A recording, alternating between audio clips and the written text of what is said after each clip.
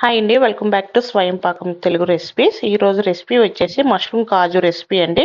Same restaurant taste వచ్చేలాగా ఇంట్లో ఎలాగా సింపుల్గా చేసుకోవాలో నేను ఈరోజు వీడియోలో చూపిస్తానండి.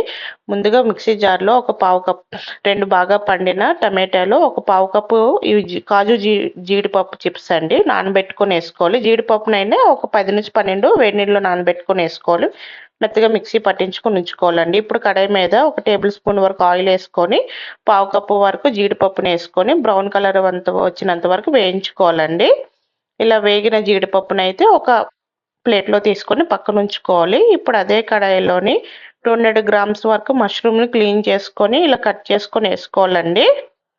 ఇప్పుడు ఈ మష్రూమ్ అనేవి హై ఫ్లేమ్లో ఒక 2 నిమిషాలు వేయించుకుంటే సరిపోతుందండి. జస్ట్ పచ్చివాసన పోయిందాకానండి. ఎక్కువసేపు అయితే వేయించొద్దు. ఇందులో వాటర్ అంతా పోయి చిన్నగా సైజ్ అనేది చిన్నగా అయిపోతుంది. టేస్ట్ కూడా బాగోదండి మష్రూమ్ అనేది. 2 నిమిషాలు వేయించుకొని ఇవి ఒక ప్లేట్లోకి తీసుకొని పక్కన ఉంచుకుంటే సరిపోతుందండి.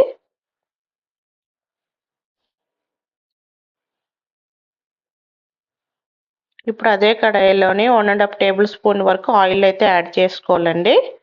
ఆయిల్ వేడెక్కినాక మసాలాలు యాడ్ చేసుకోవాలండి. ఒక బిర్యానీ ఆకు, 3 లవంగాలు, 2 ఇలాచి, ఒక దాల్చిన చెక్కనైతే వేసుకోవాలి. అలాగే ఒక రెమ్మ కరివేపాకు, 2 పచ్చిమిరపకాయలు ఈ విధంగా కట్ చేసుకొని వేసుకొని ఒక నిమిషం పాటు వేయించుకోవాలండి.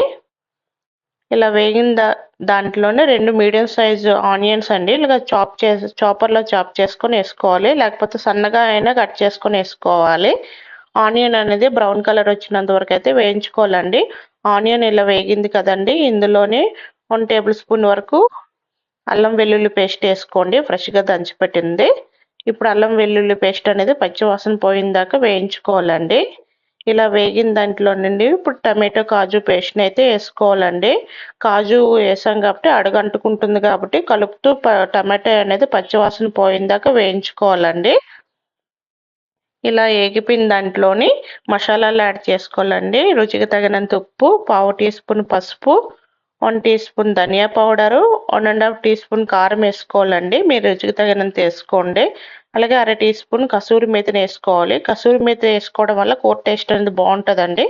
ఇవన్నీ మసాలాలన్నీ ఇప్పుడు గ్రేవీలో కలిసేటట్టు ఒకసారి బాగా కలుపుకోవాలండి. గ్రేవీ కోసం 1 గ్లాసు వరకు వాటర్ని అయితే యాడ్ చేయాలి.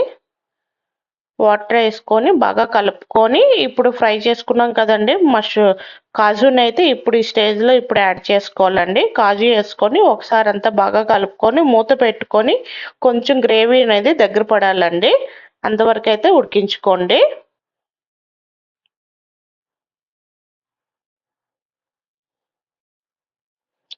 గ్రేవీ కాసేపటికి ఈ విధంగా కొంచెం దగ్గర పడుతుందండి. ఇప్పుడైతే మష్రూమ్ని అయితే యాడ్ చేసుకోండి.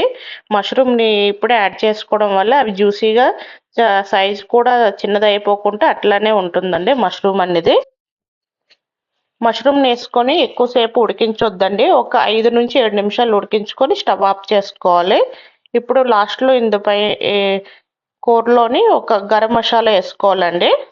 ఒక పావు టీ స్పూన్ వరకు అయితే గరం మసాలా వేసుకొని మూత పెట్టుకొని ఒక 5 నిమిషాలు అయితే ఉడికించుకొని స్టవ్ ఆఫ్ చేసుకోవాలండి. ఇంకొన్ని మనకు 5 నిమిషాలకి అయితే గ్రేవీ అనేది దగ్గర పడింది. ఈ స్టేజ్లో అయితే స్టవ్ ఆఫ్ చేసుకోవచ్చు. ఈ గ్రేవీ బాగుంటుందండి ఈ స్టేజ్లో ఆఫ్ చేసుకుంటే.